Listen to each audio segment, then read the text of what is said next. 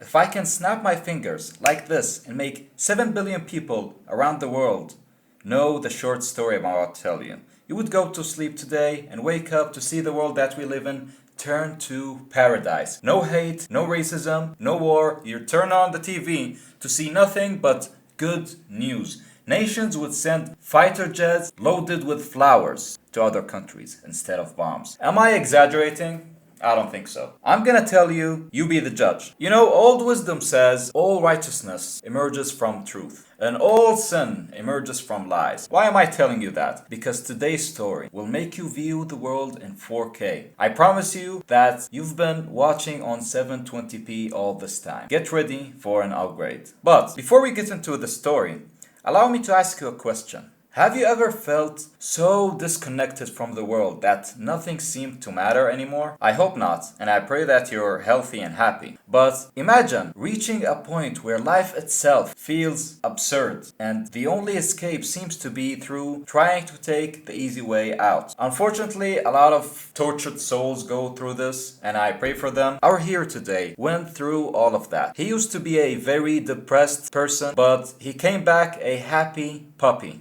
A very warm, glass half full type of person, gliding through life. And not only that, he came with an epiphany, a revolutionary knowledge that can flip the script of the world we live in over its head. Now, without further delay, let's get to uncovering the magnificent story of the ridiculous man by Dostoevsky. Our hero today is telling the story, and he says, I am a ridiculous man. People call me mad. Madness would be improvement if they didn't still see me as a worthless, absurd, cast out, misfit. Their judgment, it used to make me angry. I used to get really frustrated with how they judged me, but not anymore. I'm not angry anymore. I care about them. Yes, I care about the same people who hate me, even when they laugh at me. I would laugh with them, out of love. But it's sad, because they don't know the truth. It's hard being the only one who knows the truth. Imagine being the only one who knows the truth, while the rest of the world is just blind, painfully blind. I used to be very upset about being weird and not fitting in. I knew it from a young age. The more I learned in school, university, the more I realized how different I was. Everyone laughed at me, but they did not know that I was more aware of my ridiculousness than anyone else. So, dear viewer, can you imagine this man's struggle? His loneliness, him being weird and laughed at. He has ideas that no one seems to understand. No one understood him. He says, the most frustrating part is I was too proud to admit it to them that I knew that I was weird. And this pride, this concealing of this knowledge that I knew that,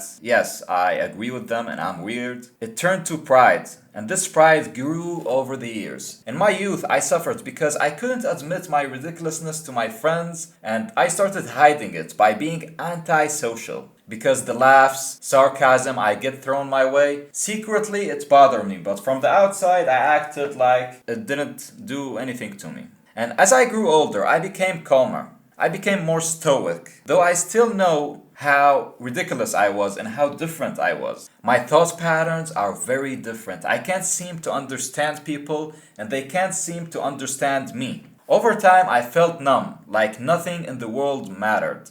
Literally nothing. And this realization, this feeling of numbness, came suddenly last year. I felt that, you know what? It didn't matter whether the world existed or not. With that realization, I just stopped being angry. I stopped being angry with people. I stopped caring about them and how they treated me. I almost stopped noticing them. I would be walking in the street and I'd bump into people because I was not thinking about anyone or anything. It didn't matter to me anymore. Nothing mattered to me anymore. I did not care about anything on this earth. Then came the glorious day. The glorious day I learned the truth. I learned it last November on the 3rd. Since then, I remember every moment. It was a gloomy evening and I was walking home between 10 and 11 o'clock. It had rained all day. It was raining cats and dogs, almost menacing. Everything looked lifeless and sad. It was a very depressing day. and I hadn't eaten much and spent the evening with some friends who seemed tired of me. They talked about something that got them excited, but their chatter, the thing they were talking about, it did not matter to me. And I told them, it makes no difference to me what you're all talking about. And they laughed at me because they all knew. They said, yeah, we know, you're weird though. Our friend here was very depressed. He was walking home. He says, I looked up at the dark sky in the night and I saw a little star. He says, that star gave me an idea. That night, I decided to unalive myself. Why did it give me that idea? I simply don't know. You can say I was searching for an excuse. So when I saw the star, I was like, oh yeah, the star makes sense. That's an excuse. I thought that's it. And he says, I had brought a revolver 2 months earlier. If you don't know what a revolver is, it's a gun. It's a masterpiece of engineering and design. It's sleeked, polished barrel. Holding it, you can feel the weight of history and craftsmanship in your hand. The way the cylinder clicks into place with each turn, incredibly satisfying. I thought that this majestic, beautiful, shiny death machine is worthy to kill me. And I would be happy to hug it with my finger and allow it to kiss me goodnight forever. But I hadn't used it yet. I kept on waiting for the right moment, and now that I saw the star, I told myself it was time. The moment has came. As I looked at the sky having dark thoughts with serious intent to leave this world. There are a lot of people who tell you, oh, I want to end myself, I want to do it, but they don't have intent. I had intent. As I was having these thoughts, scheming about how I'm gonna end it all, a little girl grabbed my elbow in the street. And the street was empty. And she was about 8 years old. She was wet from all the rain and she was shivering and she called out. She said, Mama! Mama! I looked at her, but I just ignored her and kept walking. She was running and pulling at me, her voice filled with the kind of despair you hear in frightened children. And I understood that something terrible happened to her mother. And she was desperately seeking help. But instead of helping, I told her to, go find a policeman. Go find someone else to help. I'm not gonna help you. But she kept on insisting. She kept on running beside me, sobbing and choking, refusing to leave. I got frustrated and angry and I shouted at her. I said, go away! She cried out, Mister, please, come with me, mister. Help! But then she saw another passerby and she gave up on me and she ran to him. I walked back home to my small rented room on the 5th floor. It's a poor room with an old sofa, a table with books, and a couple of chairs, cigars. Next door lived a retired captain. He was a captain of a ship. And he was rowdy with his friends. They get drunk and they make a lot of noise. For 2 days, drinking and playing cards. The landlady, she was upset with them, but she was too scared to complain. And that woman, her and her children, they were all terrified of the captain. Despite the chaos, the captain never bothered me. I avoided him, and he ignored me. I spent a couple of nights sitting at the table, not sleeping, just thinking. One night, I took out the revolver, I placed it in front of me. I decided that this is the night. This is the night that I would shoot myself. But then I remembered the girl, and that thought stopped me from doing it. It stopped me from unaliving myself. Even though nothing mattered to me anymore, I still felt pain. I felt guilty for not helping the girl. And I thought to myself, if someone hit me, I would feel it. And the same went for feeling pity. That night I felt pity for the little girl and would have helped her. So I told myself, why didn't I help her yesterday as she was pulling at me? And then a question popped in my head. And I got angry. I said to myself, if I had decided to kill myself that night, why did I still care? Didn't I say that nothing in this whole wide world mattered to me? Didn't I say that? Why did I pity the girl? I felt a strange pain for her. I felt ashamed for not helping her. Even though I was planning to end it all. And I said to myself, am I a hypocrite when I said that I did not care when the world ends? If the entire world didn't matter, why did this little care matter so much?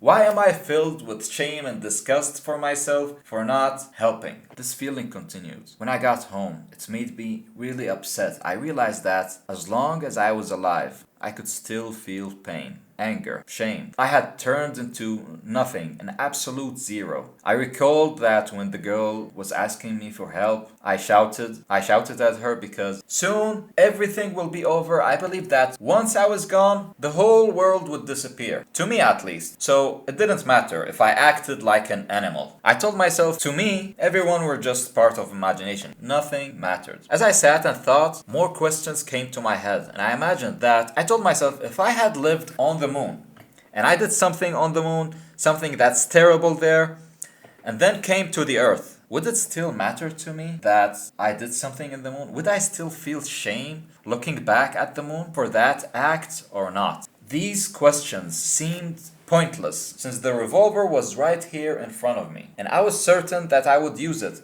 but these thoughts made me feel furious. I felt like I couldn't die without resolving something first. You know, what's funny in a way? That little girl who was trying to save her mother, she ended up saving me.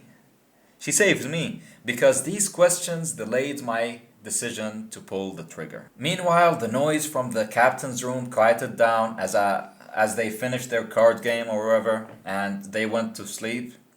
Then something unusual happened to me. I fell asleep. I fell asleep at the table, in my armchair. And, you know, dreams are strange. Some things are incredibly detailed, while others are just skipped over. They're weird and nothing. For example, my brother died 5 years ago, yet I still see him in my dreams. We do things together, me and him, and in my dreams I know that he's dead, but I'm not surprised that he's there, and my reason accepts that. But anyways, enough of me philosophizing and enough with me talking about dreams. I'll tell you about one dream. I'll tell you about my dream. It's the most important dream that I've ever had. And people tease me about it. They say it was just a dream. Stop, making things bigger than they are. Does it matter that it's a dream or not if it revealed the truth to me? If you know the truth, it doesn't matter whether you're asleep or awake, so let it be a dream. I don't care that it's just a dream. This dream showed me a new, strong life, just when I wanted to end mine. And in that dream, I shot myself in the chest, even though I planned previously that I would shoot myself in the head, in the right chamber. In the dream, I shot myself in the chest, and everything went to dark. For a moment, there was nothing but silence and darkness, and I told myself, aha, so this is what death is, just nothingness. Then I heard the voice of the captain and the landlady as they stood over my dead body, and they were screaming and they were nervous about what just happened. Then I felt that I'm being carried, and they placed me in the ground, and I felt the dirt being thrown at me, and I knew that I was being buried. They buried me. As I'm in the darkness of the grave, I told myself, wait a minute, I can still think, feel, and hear things? This is absurd. I felt that there was nothing after death. I used to be an atheist. Then I felt a drop of water falling on my right eye. Then followed by another drop of water and another. To the point that it made me get angry and frustrated. I told myself, what's going on here? Where am I? What's all this absurdity? Then, after getting very frustrated with what's happening, I cried out. I said, whoever is doing this, if this is my torment, please torment me with something else. Let the actual torment begin, but let me know who am I and what's happening. And no one answered. Just drops of water kept on falling on my face. Then suddenly the water stopped, and a tall, dark being opened my grave. And he carried my coffin, he put me over his shoulder, and the being started to fly. It flew me over the earth, over the space, and I saw our little earth becoming smaller and smaller and smaller till it disappeared. At that moment I said to myself, aha, so there is actually life after death. This is real and this is true. Here I am, an atheist with a metaphysical being. So I told myself, okay, I was wrong about being an atheist. There is certainly a God and a life after death. I tried to talk with the being. I felt really humiliated by it, and I knew that maybe suffering is on the way. So I told the being, I knew that you hate me and despise me and you want to punish me. And I waited for the being to respond, and the being did not say anything. And I just felt humiliated and disgusted with myself. Then I saw a star really, really far away. And I told the being, "Is that Cyrus?" The being said, "This is the same star that you saw when you decided to end your life." We went closer and closer and closer to the star until it became apparent that this star looks exactly like our sun, and its light and warmth made me feel alive again in my coffin. Then we flew past the star, and I saw a small, little, blue, marvelous emerald. It was so beautiful and stunning, and I thought to myself, "This must be the Earth." The being replied to me, "No, this isn't the Earth. This is what the Earth wish it can be." And as we went closer and closer to that replica of Earth, I felt jealous because deep down I really loved our Earth. I told myself, are such replicas even possible in the universe? Is that reality? Is that the law of nature? And if that is the Earth, is it the same as our Earth? Poor but beloved? I cried out, filled with love for the earth I had abandoned. Then suddenly an image of the little girl I had offended flashed before me. The companion looked at me with a sad look on his face, and he replied sadly as we approached the planet. He said, "You will all see." As we approached the planet, I could see the ocean and the outlines of Europe. A strange feeling of jealousy blazed in my heart. How can there be such replicas? And why? Why is it there? I can only love the earth, my home, the one where I left, where I ended my life, where I shed my blood. I never stopped loving the earth, even on that night.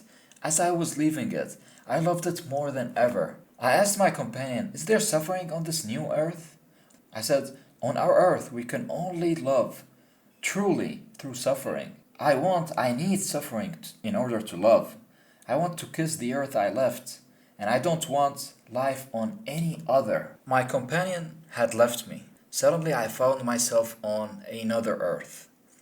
In the bright light of a sunny day, beautiful like paradise. It seemed like one of the Greek islands. Everything was the same as our earth, but everything radiated a sense of celebration, a sense of triumph. The gentle emerald sea kissed the shores, and tall, beautiful trees stood in full bloom. Birds flew around and landed on me, unafraid of me, a human. That wasn't something I'm familiar with on our earth. I met the people of this happy earth. They surrounded me, they kissed me, they welcomed me. They were beautiful, they were all beautiful, like children of the sun. Their eyes shone with clarity, and their faces radiated reason and joy. I suddenly understood everything at once. This was an earth that's untouched by sin, a paradise like the one our ancestors lived in. These people knew everything, and they wanted to ease my torment. They can see that I'm in pain. They can see that I'm sad. You see, even if it was just a dream, the love from these innocent and beautiful people, it stayed with me. I felt their love pouring over me, and I saw them, I touched them, I knew them, I loved them, I suffered for them. Afterwards, I realized that I would never fully understand them. They did not have our science, our technology, our knowledge, but their knowledge, it was different, it was deeper, and they did not need to understand life like we do, because their lives are already fulfilled. There's nothing lacking, there's nothing missing. They showed me their trees, and I could not understand the love they had for the trees. It was as if they were talking to them, and maybe they were, I don't even know. They looked at nature and animals with love, and animals loved them back. They talked about the stars in ways I could not understand, but I believed that they had a special connection with them. These people, they did not try to make me understand them, but they loved me anyways. I knew that they would never understand me either, so I did not talk much about our earth. I adored their earth so much that I fell down on my face and I kissed it, and they let me adore them without shame. They loved deeply themselves. They did not make me feel jealous or envious. I wondered how I, a braggadocious, pseudo-intellectual atheist and a liar, managed not to boast about my knowledge and tell them about how I'm smart and I'm this and I'm that. They were joyful and playful like children, and I did not feel the need to tell them of any accomplishment of mine. I did not feel the need to prove myself to them. They lived in beautiful groves and forests, singing lovely songs and eating light food like fruit, honey, and milk from animals that loved them. They worked little for their food and clothing. There was love there. There was love among them, and children were born, but they did not have the cruel desires that cause so many sins on our earth. They just rejoiced in their children who were seen as part of everyone's family. It was not like, oh, this is your child and this is my child, and if they get into a fight, we'll get into a fight. The children were like everyone's children. If you see a child in the street, you say, oh, this is my kid, and you treat him as if he was your kid. These people, these beautiful, angelic people, they had almost no illnesses. Though there was death, their old people died peacefully. They died surrounded by loved ones with no sorrow, no tears, no crying, no nothing. It seems that when they died, it only increased love. They seemed to stay connected with their death even after death. They did not understand my questions about eternal life because they were so convinced of it that it was not a question for them. They did not understand that I used to be an atheist and how I thought about life after death. I used to be skeptical. I kept on questioning, but they did not understand me because their belief in the afterlife was as if they've done it before. They've died and relived before. They had no temples, but they had a constant union with the universe. They knew that when their earthly joy was fulfilled, there would be a greater connection with the universe. In the evening, they sang harmonious songs expressing their feelings and praising nature and God. They admired each other and lived in a state of mutual love. It was perfect. Some of their songs were so profound that I could not fully understand their language. My heart felt their meaning. I often told them that I had always felt a longing for this kind of joy and glory on our earth, sometimes to the point of unbearable sorrow. I hated the people of our earth because I couldn't understand them without loving them, and I couldn't love them without hating them. The people listened to me and they thought I was crazy. And though they could not fully understand me and what I was expressing and the pain I felt from my previous earth, they felt my anguish for those I had left behind, and their loving eyes made my heart feel at peace. Their innocence and truthfulness made me feel the fullness of life. I silently worshipped them. People laugh at me now, saying you can't see such details in dreams, when they say that I invented them when I woke up. When I admitted that might be true. They laughed even more, but the sensation of the dream stayed with me. And the images were so beautiful, so profound that it touched me on a deeper spiritual level. The images were so beautiful and true that I could not fully capture them in words. Maybe I did invent some details afterwards. I'm not even sure about my own brain. But how can I not believe it was real? Let it be a dream, but it felt real.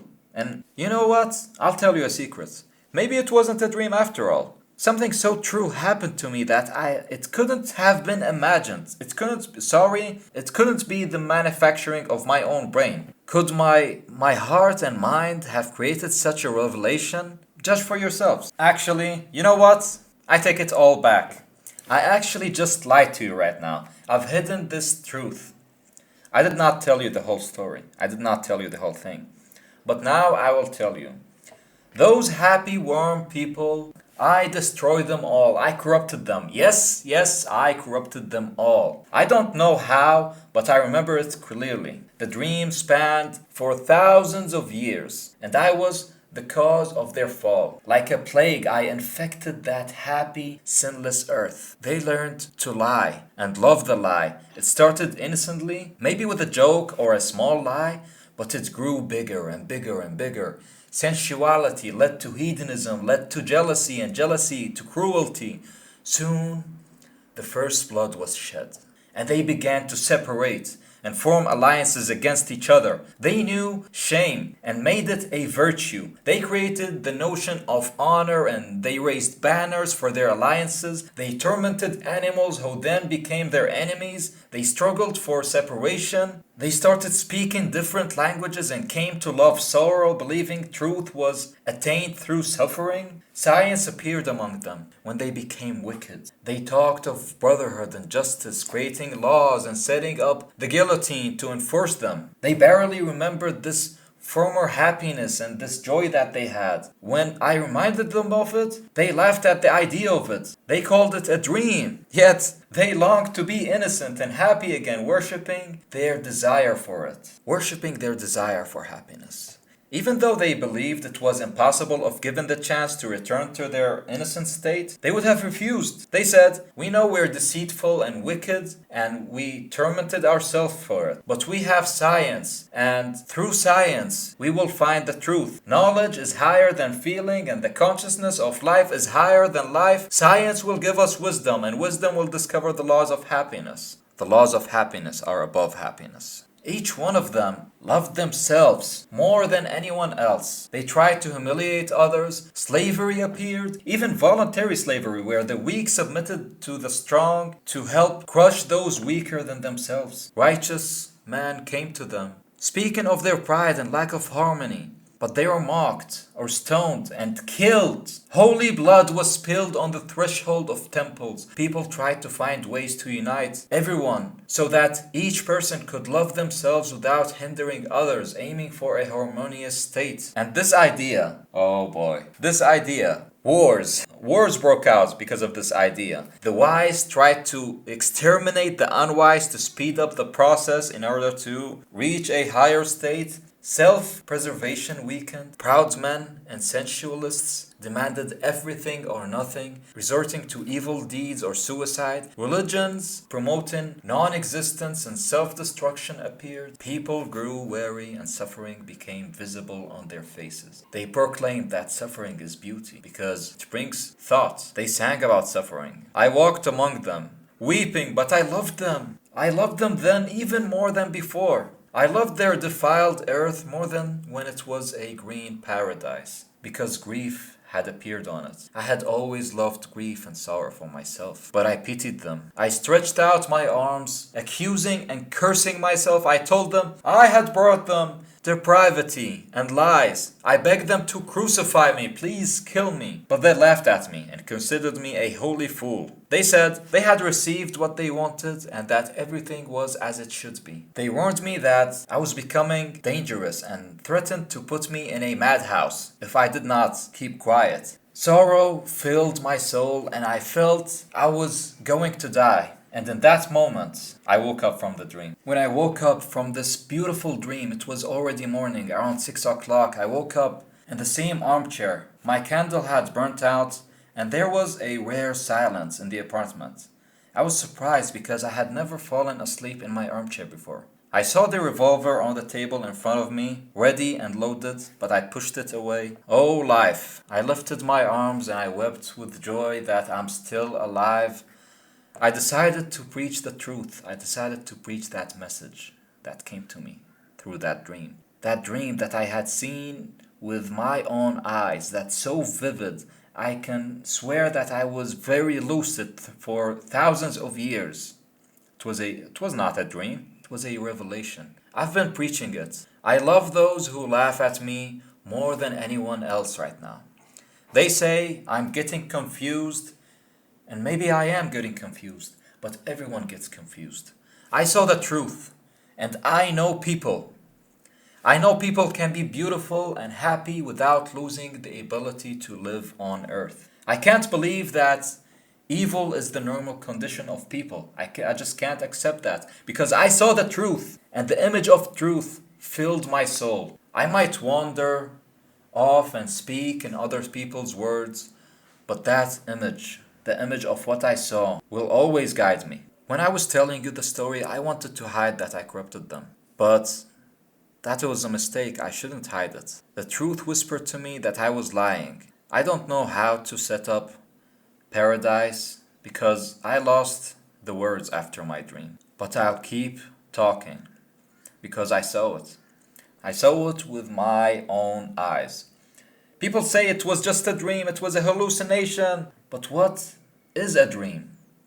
Isn't our life a dream? If paradise never comes true, I'll still preach. It's simple. Love others as yourself. That's the main thing, and it's everything. With that, everything else will fall into place. These ideas have been repeated and read 1 billion times, but they have never taken root. The consciousness of life is higher than life. The knowledge of the laws of happiness is higher than happiness. This is what must be fought, and I will fight it.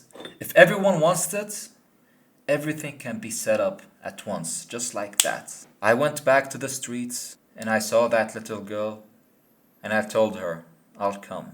I will come.